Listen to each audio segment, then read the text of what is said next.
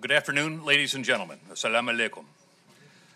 On behalf of everyone at the Brookings Institution, we welcome you to this Alan and Jane Batkin International Leaders Forum, and we welcome you to the institution as well.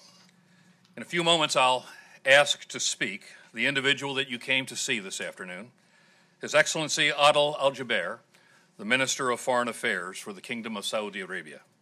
And we're deeply honored, Minister, that you would join us today. As most of you know, he's visiting Washington, D.C. this week, along with His Royal Highness the Crown Prince, Mohammed bin Salman. And we're very grateful for his willingness to spend some time with us this afternoon and to speak to us today about some of the key issues that we face in this region together. Minister Al-Jubeir has been Saudi Arabia's foreign minister since April of 2015. And in this role, he's been at the center of many of the most pressing issues facing the Middle East in recent years. And I'll note in particular that during my appointment as the U.S. Special Envoy to the Global Coalition to counter the so-called Islamic State, I recall with great pleasure and warmth the minister's strong support to the coalition representing the kingdom and his strong support to me as the Special Envoy as we built a coalition together to defeat the Islamic State. Prior to taking his current role, Minister Al-Jubeir served as Saudi Arabia's ambassador to the United States, a position he's held for 9 years. He's very well known to D.C. and counted as a friend among many of us in this city. Following his remarks today, Minister Al-Jubeir will sit with our current Vice President and Director of Foreign Policy here at the Brookings Institution for a more in-depth discussion. And after their conversation, we'll open the floor to questions. With many other matters to attend to, we appreciate the minister taking his time in a very busy and full schedule here in Washington, D.C. A schedule that I believe will strengthen the relationship between the United States and the Kingdom, but also a schedule that will ensure continued peace and stability on our behalf of both of our countries.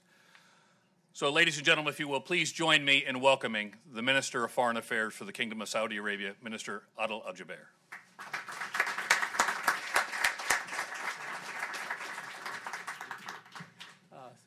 Thank you, John, for the kind introduction, and I'm honored that you invited me to speak here today, and so I will try to make my comments short and see what we can accomplish in the Q&A session. The Kingdom of Saudi Arabia and the United States have been allies for 8 decades now. They have seen the coming and breaking of many storms. In the 1950s and 60s, we worked together to defeat radicalism emanating from Nasser and other revolutionary states in the Middle East. In the 70s and 80s, we worked together to roll back the Soviet Union. We were able to switch Egypt from the Soviet camp to the Western camp. We did the same thing in Somalia in the 1960s, in 70s, sorry. We pushed back against Soviet encroachment towards the Gulf. We worked together in Afghanistan and we prevailed. And the 1990, of course, everybody remembers the invasion of Kuwait and the liberation of Kuwait by a coalition of over 30 countries that was put together by the United States and the Kingdom of Saudi Arabia. Today, we are facing numerous challenges in our region. We are facing extremism and terrorism. We are facing a crisis in Syria. We are working together to support Iraq and maintaining its unity and helping Iraq rebuild the nation after many years of devastation. We're working together to contain Iran. We're working together to support the legitimate government of Yemen. We are working together to see what we can do about Libya. We are partners and allies, along with a number of European countries, in supporting the G5 countries of the Sahel as they take on terrorism and extremism in the form of Boko Haram. We are working together against piracy in the Middle East. We are working together against terror financing in the Middle East and around the globe. And so we have a full agenda. Of course, I would be remiss if I didn't mention stability in Afghanistan and Pakistan. And that's a tall agenda. I always tell people, other than these little problems, we live in a wonderful neighborhood. The way we see the situation, I'll just touch on some of the issues very briefly so that we can discuss them in more depth during the question and answer. The situation in Syria, for example, is a tragedy. More than 500,000 people killed, 12 million people displaced, millions of refugees outside of Syria. And we have a situation where we need to work on a political process that leads to the implementation of the Geneva I Declaration and UN Security Council Resolution 2216, so that a political process, a transition period, a new constitution, elections, and then with the objective of maintaining the territorial integrity of Syria and ensuring that there is a stable government that is representative of all Syrians.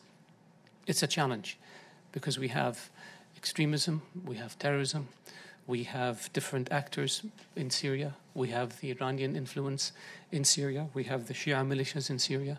But we're determined to continue to work with our partners to try to bring about an end to this conflict. The Kingdom of Saudi Arabia was one of the founding members of the international coalition to defeat ISIS in Syria and Iraq. Our Air Force flew the second largest number of missions after the United States in this effort. We have prevailed, thank God, in Iraq, but the effort in Syria is not over yet. With regards to Iraq, we have turned the corner in our relationship with Iraq. Over the past year, we have opened up consulates. We have an embassy. We have opened up land bridges, border crossings between our two countries. We have instituted commercial traffic, airline traffic between the two countries. We have established a coordinating council between our two countries to institutionalize the relationship. We've had numerous trade delegations go back and forth between the two countries. We have intensified the level and the tempo of visits by senior officials from both countries. And we have pledged $1.5 billion to the reconstruction of Iraq at the pledging conference that was recently held in Kuwait. We believe that Iraq has turned the corner, and we see Iraq as a neighbor to us, and we see Iraq as a partner of ours. And so this has been a tremendous success. The conflict in Yemen remains. It was a war that we didn't seek. It was a war that we didn't want. It was a war that was imposed on us. We worked on removing former President Saleh and establishing a transition government. The Yemeni people came together in a national dialogue of people of all walks of life. They came up with a blueprint of what they wanted Yemen to be. And then they were preparing to write a constitution. And this is when the Houthis, a radical militia allied with Iran and Hezbollah, struck. They staged a coup. They took over the government, and they chased the Yemeni president. First, they imprisoned him in his house, and when he escaped, they chased him to Aden, and they circled the palace, and he asked for assistance. And we responded under Article 51 of the UN Charter, and we responded under Security Council Resolution 2216, put together a coalition of 12 countries that sought to prevent the takeover of Yemen by this radical militia, which was now in possession of an air force and ballistic missiles. And we have always said from the beginning that the problem in Yemen can only be resolved politically on the basis of UN Security Council 2216, on the basis of the GCC initiative and the outcomes of the Yemeni national dialogue, and that still remains our position. There have been many talks held between the Yemeni parties. Agreements were reached, and the Houthis did not implement one single one of them. Every time people accept an agreement, there's no implementation. And so the war continues. We now have a situation in Yemen where after the murder of President Saleh, the Houthis are isolated. The major political parties in Yemen are coming together, and politically the Houthis are isolated. We have opened up the ports of Yemen, and we have put in place a humanitarian assistance package that now involves $1.25 billion. We have established land bridges into Yemen and air bridges into Yemen. We have established safe corridors inside Yemen to make sure that the humanitarian assistance flows smoothly. We have increased the capacity of Yemeni ports along the Red Sea. And we will continue to work on making sure that we minimize the humanitarian tragedy that exists in Yemen. We have also established an office for the reconstruction of Yemen and set aside $10 billion to begin the reconstruction effort as soon as the fighting stops. And we're determined to increase that number through our partners in the international community. The Houthis are now on the defense. 3 years ago, they were controlling most of the country. Now they control less than 15%, and they're losing ground day by day. We have worked to tighten the inspections regime associated with Yemen to minimize the flow of weapons to the Houthis. The Iranians continue to smuggle ballistic missiles into Yemen, which the Houthis then launch at cities in both Yemen and the Kingdom of Saudi Arabia. And this is something that I believe no country can tolerate, and that's why we have this effort. The next on my agenda is Libya. We are working with the Libyan leaders to try to come up with a roadmap for moving forward. The UN Special Envoy Salama has the roadmap in place. We pretty much have agreement from the key political leaders about this roadmap, but now we need to move towards implementation of this roadmap. So that's going to be our next challenge, and we think we can overcome it. The biggest problem we face in our region, though, is Iran. Iran is the source for extremism and radicalism in the region. Iran is state sponsor of terrorism. Iran interferes in the affairs of the countries of the region in a very negative way. Iran flaunts international laws and resolutions that have to do with ballistic missiles or terrorism, or respecting the principle of good neighborliness and non-interference in the affairs of other countries.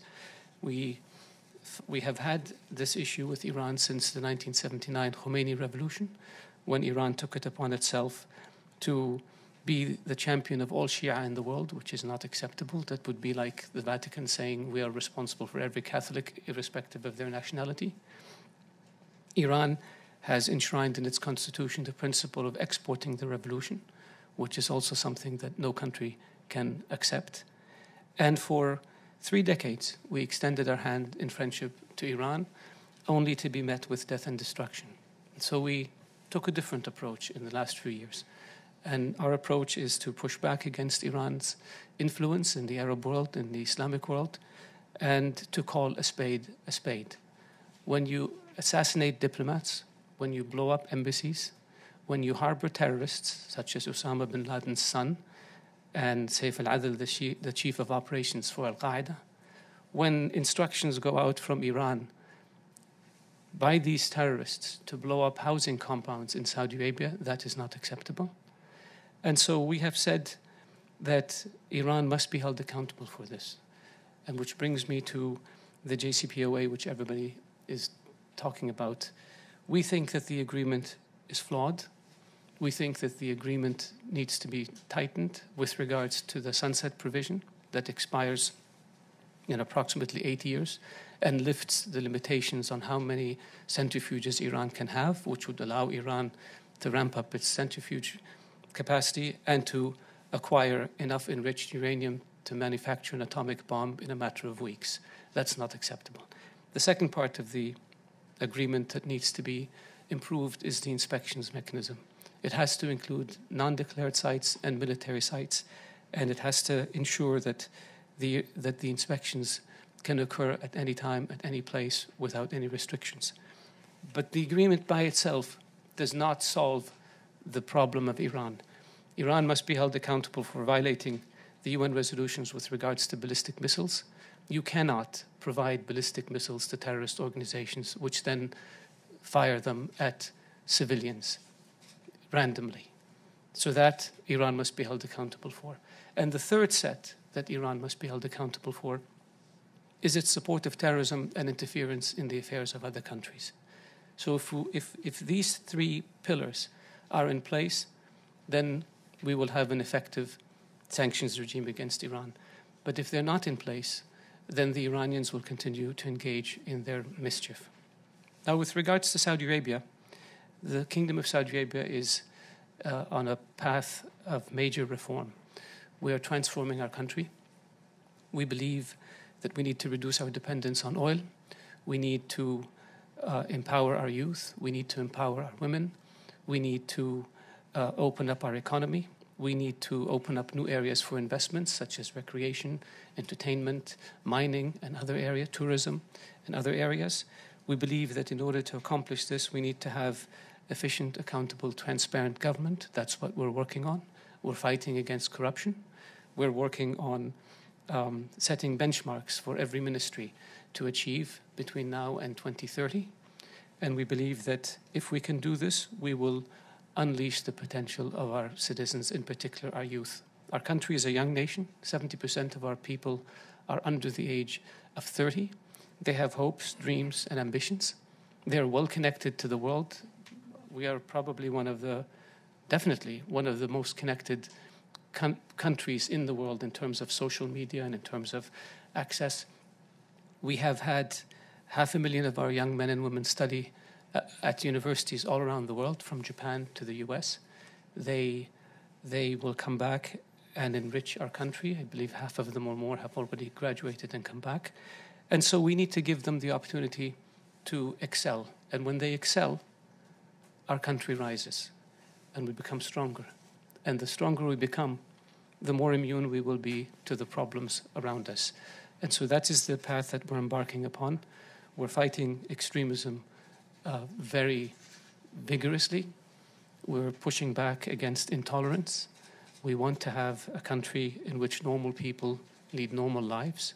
We want to have a country that is economically efficient, economically prosperous, and we want to have a country that, as a result of this, will be a very stable country. This is our vision. There's a dark vision that the Iranians are pushing, which is ignore your people, focus on exporting your revolution, stoke the fires of sectarianism, divert your resources from economic development to supporting militias and adventurers abroad, and if your people don't like it, crack down hard.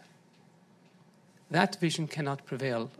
History has shown us that light always triumphs over darkness, and I have no doubt that the vision that we are working towards is the one that will prevail. So maybe I think I may have talked too much. I can stop here, and maybe we can continue the discussion. Great, thank you. Thank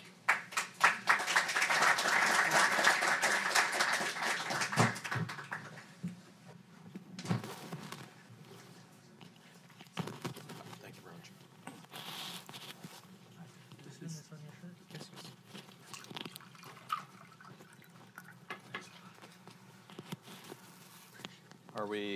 Are we hot? Good. Well, Mr. Thank you very much, and let me join President John Allen in thanking you for being here. There are a number of people in the room who you know very well, Martin Indyk and others, and a number of our trustees are in the room. So thank you very much for being here with us. I want to start where you started on the Saudi-U.S. relationship. Since 1943.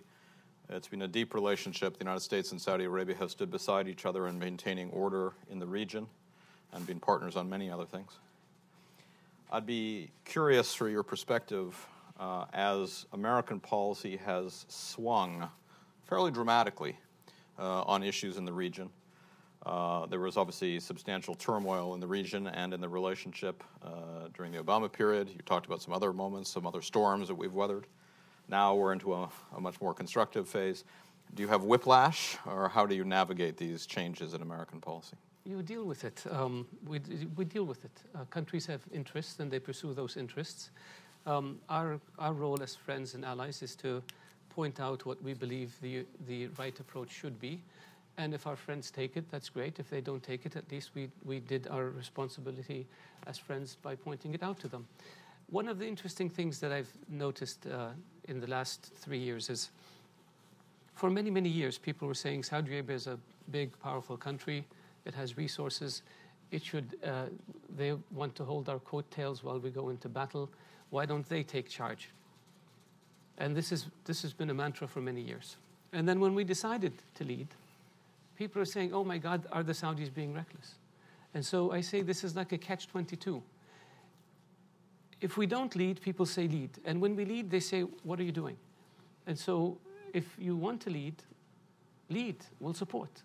And if you don't want to lead, we'll lead, and we hope for your support. This was the argument that we were making. Because the problem in international relations is when the U.S., as the largest power, withdraws, it creates a vacuum. And into that vacuum, evil forces flow. So you have to make sure that no vacuum is created. Because your adversaries will take advantage of this. And your adversaries are our adversaries also. We're very big fans of allies who lead precisely as we would like them to. But that's another debate. Let's turn to the wonderful neighborhood, as you described. And I want to push you a little bit on the Iranian questions. You talked about conditions that would allow there to be a more effective set of sanctions, more effective set of pressures, changes to the agreement. Those are hard to argue with. But let me draw you out on 2 points. One is, what are the conditions under which you could see, let's assume that everything you described is implemented, but what are the conditions under which you could see an actual movement towards rapprochement between Riyadh and Tehran? The change in Iran's policies. Simple as that. Yes. How can you deal with a country that attacks your embassies, that assassinates your diplomats, that stages terrorist attacks in your country, that sends ballistic missiles to militias who then launch it at our cities, including our capital city? This is not the behavior of a country that wants to have good relations. Let me push you on another point. Crown Prince Mohammed bin Salman, in this trip, one of the things that got quite a lot of commentary was he made a statement that I think people are interpreting as saying, in effect, if Iran gets a nuclear weapon, we will get a nuclear weapon. Now, that's long time understood, but I think hasn't been stated quite as clearly as that until recently. That obviously is in one way a deterrent for Iran. You could also argue, though, that if you're the United States and you hear that, you think, well, then we have to be awfully careful about walking away from the JCPOA, because if we lose progress on containing Iranian nuclear program, then Saudi, and then we're off to the races. So how do you think about the nuclear question? What would you do if your enemy is about to acquire a nuclear weapon? Just sit there? Of course not. So we hope, and I have a nuclear weapon, so it's and we hope. We've always said that we want to have a Middle East free of weapons of mass destruction. But we can't let others acquire it and then use it to cause mischief in the region, or use it as a shield to allow them to cause mischief in the region. And so really the onus is on Iran, not on us. Do you see progress being made in the coming months on the sunset question? I hope so. I know there are discussions between the U.S. and between the European countries. Yeah. And I hope that they can come up with a mechanism in order to extend that. Let's turn to Yemen. You talked about that at some length, and I appreciate that. It's obviously a cause of a great deal of concern here, both the humanitarian consequences and the strategic picture. I'm well aware of the efforts you've done to pre-position the possibility of reconstruction. How quickly do you think we can make the kind of progress necessary to get to that outcome? It's up to the Houthis. More than 70 agreements were made, and every single one of them they violated. The last time they met in Kuwait for 3.5 months, came up with a blueprint for resolving the conflict and staging it. And then when the government of Yemen accepted it, the Houthis rejected it. And then they turned around and said, we need to make some changes. So John Kerry made some changes with regards to the sequencing, which was very difficult for the Yemeni government to accept. And then in the end, the Houthis walked away. And then the quartet, in December of 2016, meeting in Riyadh, came up with a formulation. And under it, the Yemeni government and the Houthis would send representatives to the UN office in Amman, Jordan, in order to get training on de-escalation and monitoring and so forth. And after that, they were supposed to come to what's called the DCC Center in Dhahran South. It's a small town inside Saudi Arabia, close to the Yemeni border. The Houthis not only didn't show up to Amman, but they lobbed a ballistic missile at the center in Dhahran South. That's not the behavior of somebody who wants to make peace. And then with regards to the humanitarian situation, the Houthis steal humanitarian assistance and sell it to fund their war machine. The Houthis lay siege on towns and villages, which leads to the starvation of people. The Houthis robbed the central bank of $3 billion. They stole the pension funds. They smuggle gasoline, buy it for $3 in Hudaydah and sell it in Sana'a for 17. They took the revenues of the cell phone company. They take young boys, 9, 10, 11 years old, and put them on the front lines. They mine areas randomly, which leads to people getting killed or maimed because of these mines. And yet people portray them as if they're the innocent. Yeah. I want to ask you, I'm going to come to the audience in a moment, but I want to ask you about a couple of issues that you didn't speak to, which in a way are surprising. If I think about U.S. Saudi relations and the issues that would have been central to the discussion 5 years ago, 10 years ago, 15 years ago, energy would have come up, and the Arab-Israeli peace process would have come up. Now, we didn't give you much time, so it's not as if you had to cover everything. But I would be interested in your perspective on where Saudi thinking is. Again, MBS made some fairly controversial commentary on Jerusalem. We've had the past engagement on the Saudi peace process, etc. What is your thinking about Saudi's role in trying to encourage an Arab-Israeli peace process? And how do you see the U.S.-Saudi relationship on energy issues now that the United States is in a very different place in terms of energy production and exports than it was in the past? I know those are totally different questions. On energy, we've had a dialogue for decades on energy. We both want stable markets. Fluctuations in price are very destructive. They negatively affect investment decisions, and they impact on economic growth. Too high prices leads to slowdown in economic growth and increases the cost, which sets the stage for reducing consumption, which then drops the price of oil, and we as producers suffer. So our objective since the mid-'80s has been to try to maintain balance in the markets so that you have stability of price of oil in order not to shock the systems. And that still remains our policy. With the U.S. producing oil and being an exporter, that's a positive, because world demand for oil is going to peak by 2030 or 2040. So we'll see continued growth, and then it'll begin to gradually drop. How are we going to meet the demand, the increase in demand over the next 15 years or so? The U.S. production is good. In other countries, what we're seeing is limits on how much longer they can produce oil. So while American production has gone up, while Saudi production has gone up, in other places it'll begin to come down. So we need to make sure that we have that stability. So we continue to engage with the U.S. on this, as well as with other countries, OPEC producers as well as non-OPEC producers like Russia, like Mexico, and in order to bring that stability. With regards to the... Just before you shift, can I just ask you, I mean, obviously the politics of this country are a little different right now, but there are some of us who want to continue to push hard on climate change questions and see that point at which the consumption of oil begins to decrease come upwards in time. Are you prepared for a reality in which climate change politics begins to drive that issue forward faster? We are part of the effort to improve the climate because we live in this world. I mean, global warming affects Saudi Arabia. But I think our view is we have to be honest. Coal is a much bigger polluter than oil. And yet in Europe, they subsidize coal and they tax oil 200%, 300%, 400%. So if you're serious about climate change, shift from the source of energy that is a much greater polluter before you talk about oil. But because they have coal, we can't touch coal, but we have oil, it's okay. Where's the sense of fairness here? So and then you have other issues in terms of hydrofluorocarbons that we have worked on arrangements of. We live in a country where the temperature in the summer exceeds 50 degrees centigrade. That's like 125 degrees.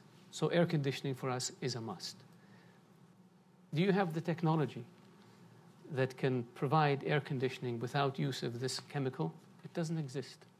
And so we have factories that produce this, that have not finished their useful economic cycle. So the agreement that was made was that over a period of 25 or 30 years, assuming that an alternative is found, you would then basically let these factories expire. And if a scientific solution is not found, then you extend it. So for us, this is we have to make sure that we have the ability to provide for cooling. Sorry, I cut you off. You were about to shift to Jerusalem and Arab Israel. With regards to the Arab-Israeli conflict, I mean, the kingdom's position has been consistent since King Fahd, the late King Fahd, offered the 8-point plan that was adopted by the Arab world that calls for a two-state solution, Palestinian state on the 67 borders with East Jerusalem as its capital. In 2002, then Crown Prince, later King Abdullah, put forth what became the Arab Peace Initiative, which provided, essentially says, 2 states, here's what we do. A few years later, the initiative was amended to allow for minor mutually agreed to swaps of territory that would incorporate most of the settlements that are on the Green Line in exchange for territory of equal size or equal value. And that remains our position today. Our advice to the Trump administration is the same advice we gave to the Obama administration and the same advice we gave to the George Bush administration, which is incrementalism and confidence building measures don't work. We know what a settlement looks like. Ask Martin. He's been through it twice. We know what a settlement looks like. 3 times. Yes, I forgot. Yes. We know what a settlement looks like. The problem is, and we know that the big 5 issues, let's say settlements, borders, security, Jerusalem, refugees. You can deal with the first one and at a tremendous political price. By the time you get to the second one, you may not have the political capital to do it. And if you do, if you think about the third one, you're outflanked by the right. And this applies to both the Israelis and the Palestinians. So our argument was, put it all in one package and say, here's what we believe is a fair deal, and then see how we can get the parties across the goal line. The challenge was not coming up with a formula for a settlement. We know it. The Palestinians and the Israelis came very close in 2000. Abu Mazen and Olmert came very close in 2008. So we kind of know what the package looks like. The challenge is what prevented us from moving it across the goal line. That's the issue. And we think that if it was one up and down vote, it would be easier for the parties than if it was dribbled out. So this is our position. Palestinian state on 67 borders with minor mutually agreed to adjustments, resulting in swaps of equal value, equal size. East Jerusalem is Palestinian capital. And then the security arrangements, John Allen came up with them in the beginning of the Bush administration, and they're probably sitting in a file somewhere at the NSC. So it's not rocket science. But the Trump administration has been looking at coming up with a different approach to see how they can get to that point. And they have been consulting with countries and partners in the region and seeking advice, and we have offered them the advice. And not all of it did they take, but that's another story. We don't know yet. Yeah, we don't know yet. And now we believe that the issue of Jerusalem, declaring it Israel's capital, was not helpful. It was a setback.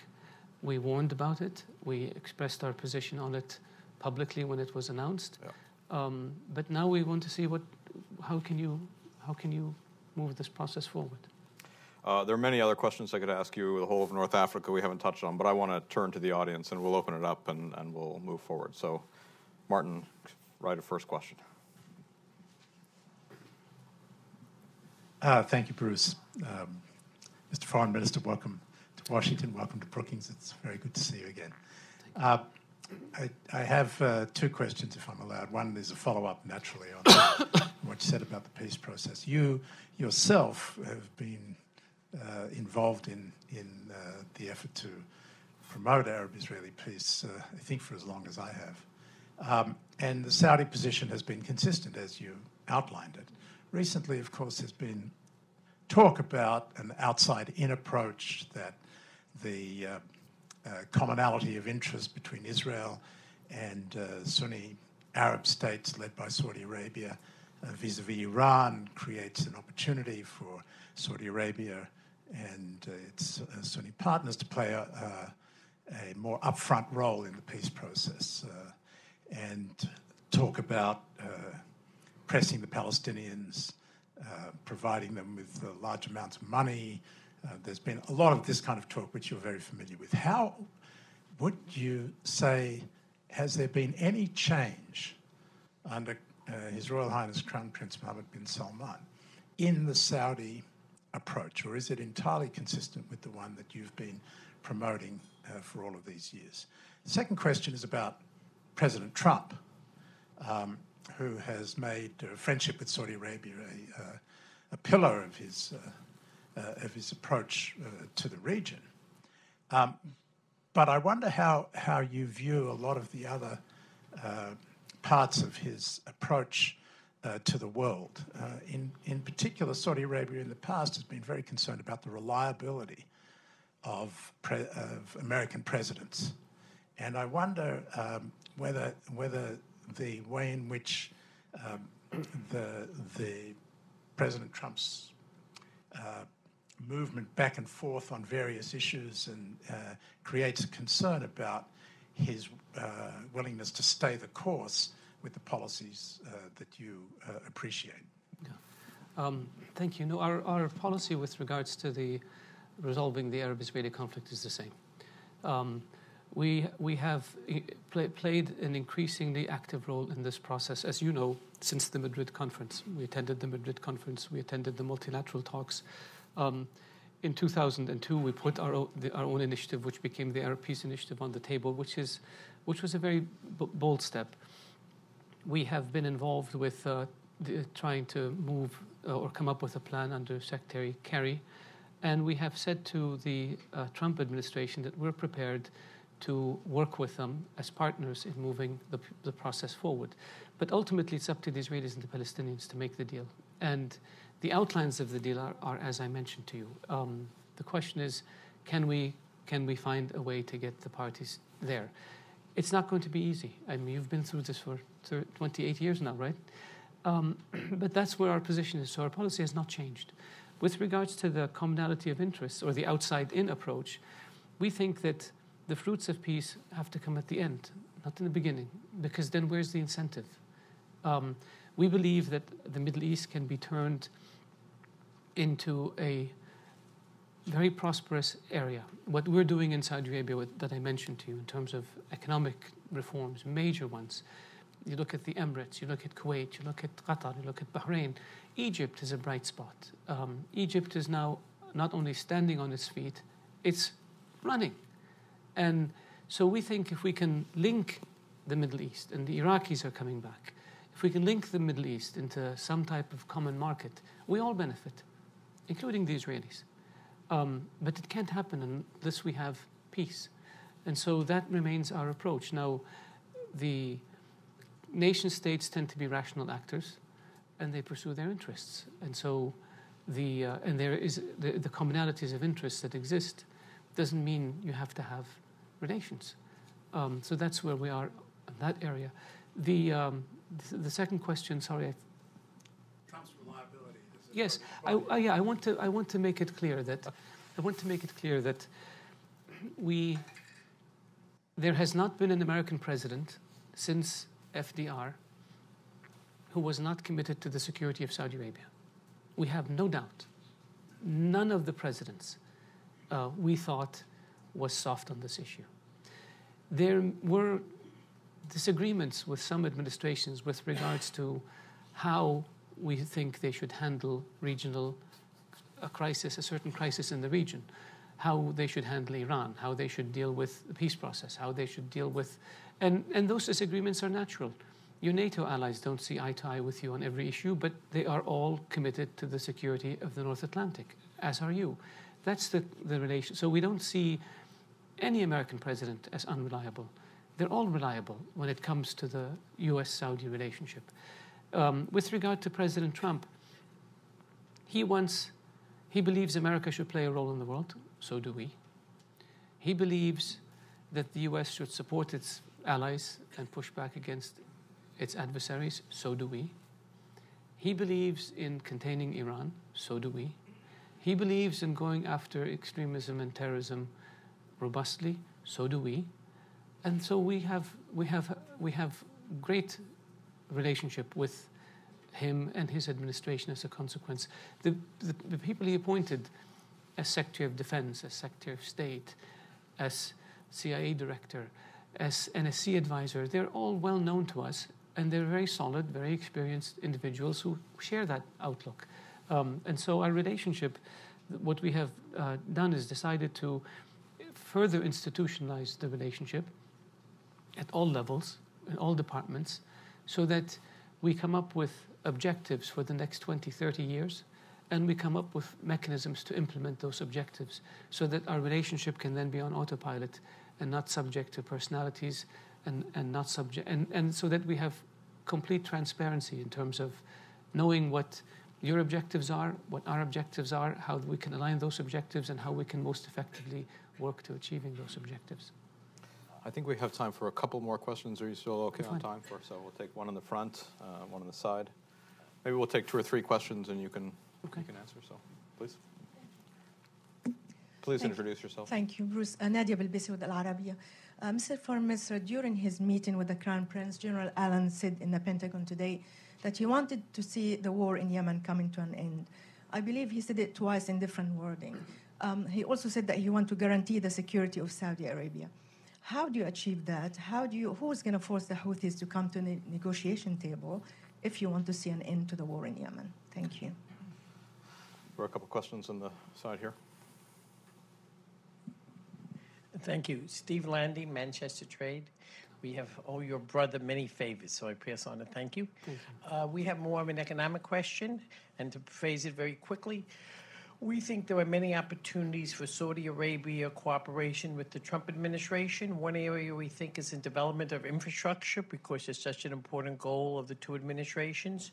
2 is in bringing industries back to the United States, which can be based on finished products coming out of Saudi Arabia, chemicals consistent. Is there anyone who's focusing on, quote, this joint work together in economic development beyond all of our other cooperation? Thank you again for giving us the time. Thank you. One last question. Yeah. Sure. Yeah. Ma'al al-Wazir, it's Russian Embassy in Washington.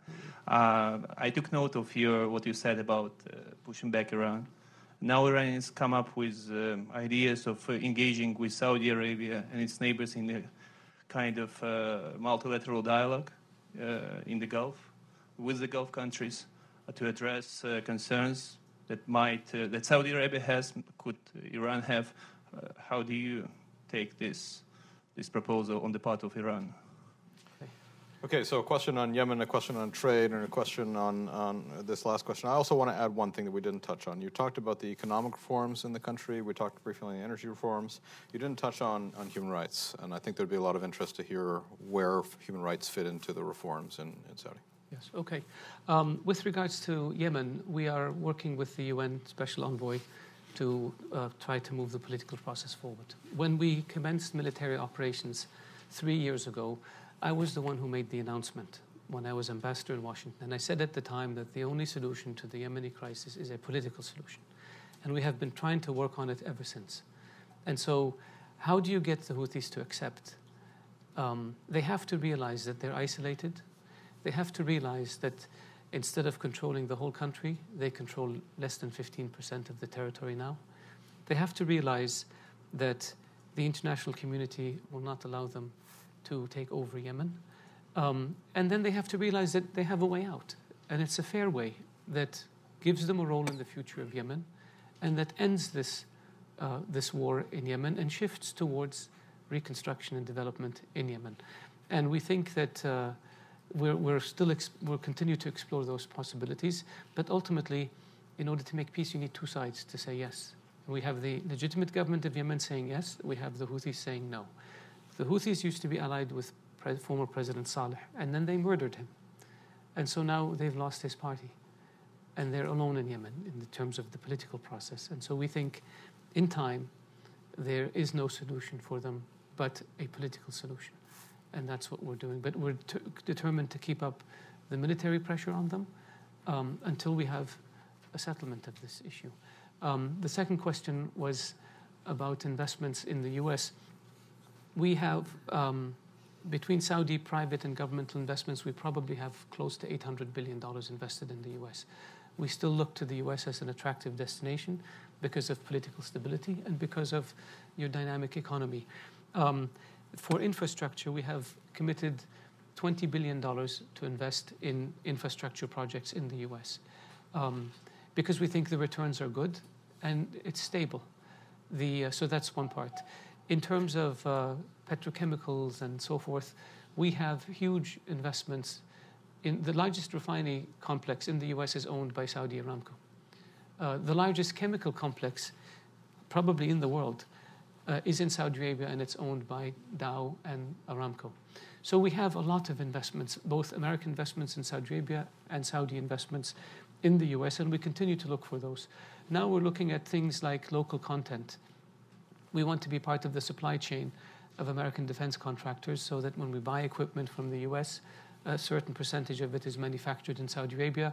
We can then acquire the expertise and the technology, and then we can manufacture for products that go from those companies to other countries. So we're looking at this very seriously. We have an office for strategic partnerships that is looking at a lot of opportunities for investments by American companies in Saudi Arabia and by Saudi companies and the Saudi government, the Public Investment Fund in the U.S. We're trying to develop Saudi Arabia as a transportation hub. Almost 13% of the world's trade goes through the Red Sea, yet we don't have any logistics in the Red Sea for that. We want to develop this.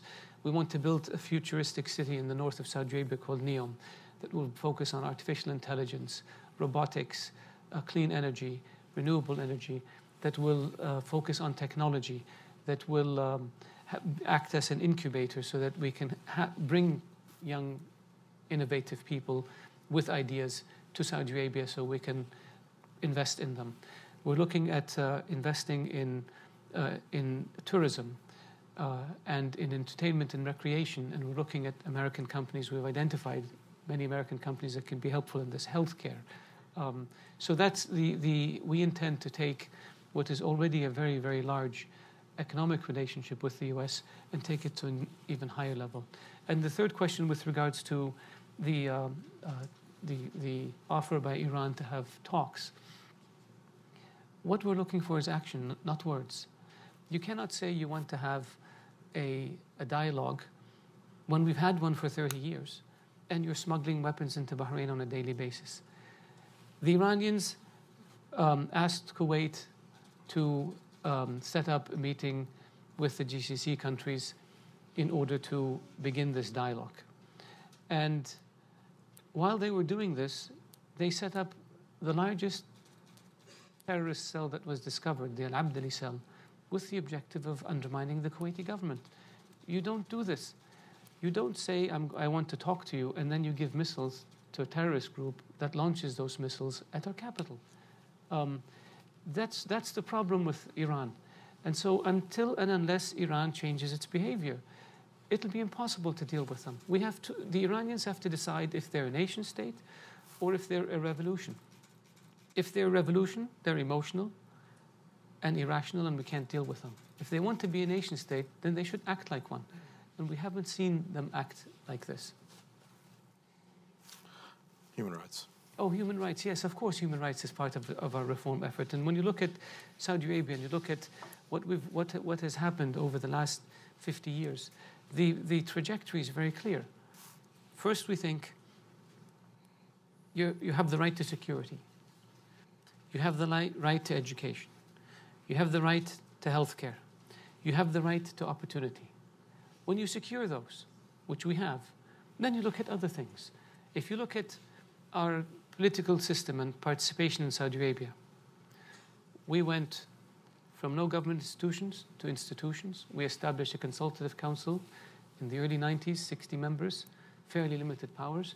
Now it has 150 members. 20% of them are women, and they have much broader powers than they had before.